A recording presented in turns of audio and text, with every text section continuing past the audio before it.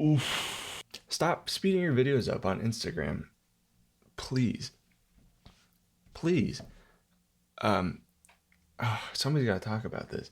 There's so many people who are shedding and shredding and playing their drums or their guitar, and then they have access to video editing software like everybody else in the world, and they just give it a little, just a little double time or, 5 times. It's insane. It's ridiculous. And it's really upsetting the younger musicians who are trying to get good at their instruments slowly and through practice, like you're supposed to, like everybody else does, like you have to do. And they see these people who have ridiculous recording setups. They can replace their hits with samples if they wanted to. They can overdub to a recording that they already played. They can speed the whole thing up, and they think they're so smart they can do a little clock here. You ever seen that before? Total bullshit, and I'll tell you why. If you're editing a video, if you have if you're on Instagram and you're posting videos, it means you have a video editing software. I did another video here where I froze, but my screensaver continued to move, and it's a very easy thing to do for somebody who has a video editing software. You just have two videos basically overlaid. So you have one video of the clock, which is accurate in real time, and then you have yourself behind the clock pretending to play way faster than you actually can, and it's very easy to set up.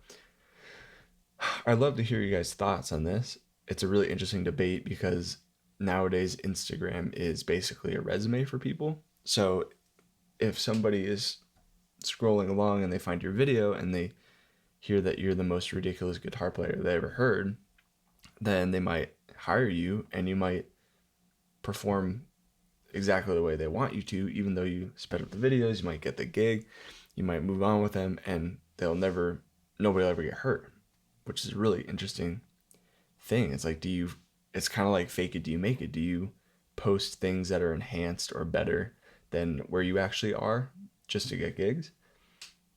It's like with the beauty models.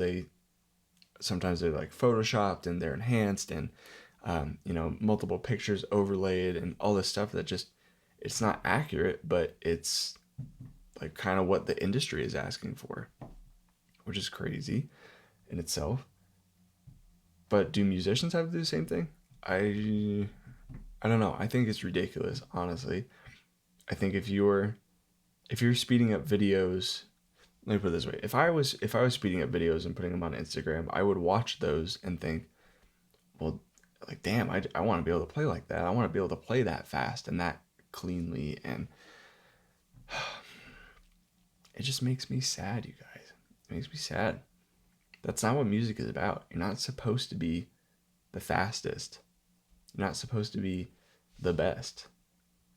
It's not a sport. It's just not. A lot of people think it is.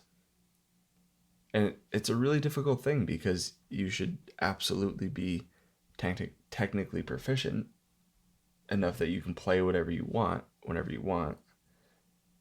But I think after a certain point, you're not separating yourself from the rest of the crowd, and you're just kind of losing who you are because you're playing to a 230 beat per minute click and 16 notes, fly to the bumblebee as fast as you can. I don't know. That doesn't tell me anything about who you are or what you want to do or your stories or your experiences or your life. And that's what everybody wants deep down. Everybody wants to just connect. Music is here for us to connect with each other.